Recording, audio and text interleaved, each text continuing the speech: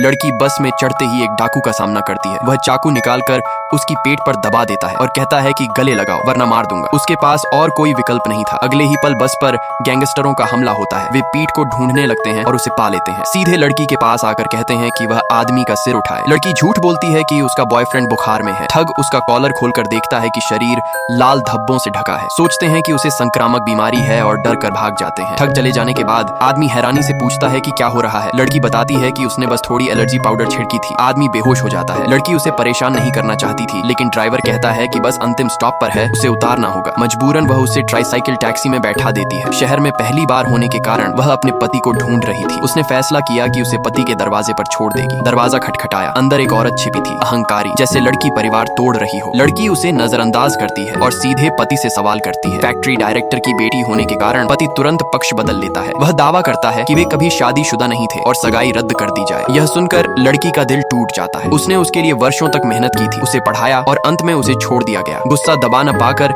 वह उसकी मेहनत का मुआवजा मांगती है, नहीं तो फैक्ट्री में हंगामा करेगी। पति डर जाता है और दूसरी औरत से पैसे लाने को कहता है। पैसे लाए जाते हैं और सीधे लड़की के चेहरे पर फेंक दिए जाते हैं। दरवाजा बंद कर उसे बाहर लॉक कर दिया जाता है। लड़की के पास रोने का समय नहीं था। वह देखती है कि आदमी अभी भी खून बहा रहा है। उसे होटल ले जाकर कमरे में इलाज करती है। चोटों का इलाज करने के बाद वह इतनी थक जाती है कि सो जाती है। अगली सुबह वह उठती है और देखती है कि आदमी जाग चुका है। वह पूछता है कि शहर में और क्या कर रही है अपने पूर्व पति को खोजने के अलावा। लड़की बताती है कि उसके पिता, जिनकी मृत्यु हो चुकी थी, ने कहा था कि उसे अपने दादा दादी को ढूंढना है। आदमी बताता है कि शहर में रहने के लिए उसे निवास प्रमाण पत्र चाहिए। लड़की असमंजस में पड़ जाती है।